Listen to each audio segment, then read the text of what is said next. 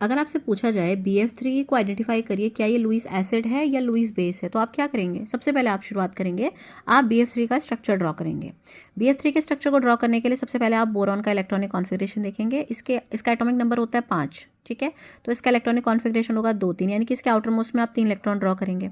Fluorine का होता है एटॉमिक नंबर 9, तो इसका इलेक्ट्रॉनिक कॉन्फ़िगरेशन 2,7, यानी कि आउटर मोस्ट में 7 इलेक्ट्रॉन्स। तो आपने हर एक फ्लोरीन के आउटर मोस्ट में 7 बना देने हैं। 2 4 5 6 और एक 7, 2 4 5 6 और एक 7, एंड 2 4 5 6 और एक 7।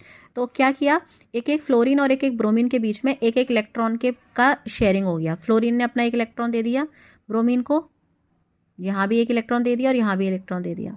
तो भैया फ्लोरीन का तो ऑक्टेट पूरा हो गया। अब हर एक फ्लोरीन के पास आपका आउटर मोस्ट में 7 7 से प्लस एक 8 इलेक्ट्रॉन्स हो चुके हैं। तो इन्होंने अपने ऑक्टेट को पूरा कर लिया। लेकिन ब्रोमी जो बोरॉन है उसका तो अभी भी आउटर मोस्ट में 6 इलेक्ट्रॉन्स हो रहे हैं, 2 4 और 6, यानी कि बोरॉन क्या है, इलेक्ट्रॉन डेफिशिएंट है। BF3 के अंदर inside this BF3 this boron is electron deficient. और लुईस ने हमें क्या समझाया था, जो इलेक्ट्रॉन डेफिशिएंट होगा यानी कि उसे इलेक्ट्रॉन्स की क्या होगी, ज़रूरत, तो वो क्या करेगा, इलेक्ट्रॉन कहीं ना कहीं से किसी न किसी से एक्सेप्ट करेगा, ठीक है। तो electron deficient species are called Lewis acid. तो BF3 क्या है हमारा बच्चों, BF3 हमारा है लुईस एसिड। समझ में आ गया आप लोगों को? ऐसे ही हम एक और एग्जाम्पल लेते हैं, NH3। आप लोग प्रैक्टिस करिए इसकी।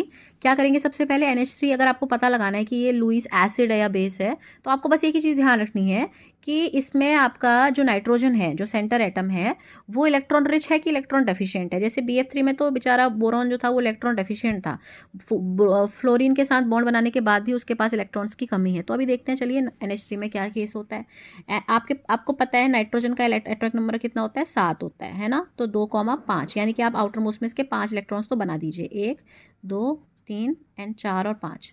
अब 3 हाइड्रोजन आ रहे हैं, तो हर एक हाइड्रोजन का एटॉमिक नंबर होता है 1। तो एक हाइड्रोजन एक इलेक्ट्रॉन लेके एक नाइट्रोजन के साथ अपना ये इस तरीके से एक कोवेलेंट बॉन्ड बना लेगा।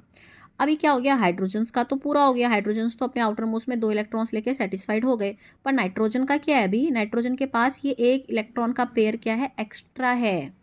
इसके पास ये क्या है, इलेक्ट्रॉन का पेयर एक्स्ट्रा है। सो ये क्या है, इलेक्ट्रॉन्स के मामले में रिच है। तो जो अमीर होता है उसकी टेंडेंसी क्या होती है, आपको पता है, डोनेट करने की होती है। तो NH3 क्या बिहेव करेगा, बिकॉज ये रिच है, इसके पास इलेक्ट्रॉन्स का पेयर एक्स्ट्रा है, तो यानी कि इट इज़ इलेक्ट्रॉनिक रिच, है ना। So it will donate it's electron pair. तो इलेक्ट्रॉन का पेयर डोनेट करने की वजह से ये क्या बन जाएगा, ये बन जाएगा आपका लुईस बेस। बिकॉज लुईस ने बताया था कि लुईस बेस वो होंगे जो क्या होंगे, इलेक्ट्रॉन डोनर होंगे। तो आई होप आपको समझ में आ गया होगा कि कैसे आप लुईस कॉन्सेप्ट के बेसिस पर एसिड और बेस को आइडेंटिफाई कर सकते हैं। Thank you so much. और अगर आपको ये वीडियो इन्फॉर्मेटिव लगी है तो ऐसी ही वीडियोज़ के लिए आप चैनल को सब्सक्राइब करें और अपने दोस्तों के साथ इसको शेयर करें। Thank you so much.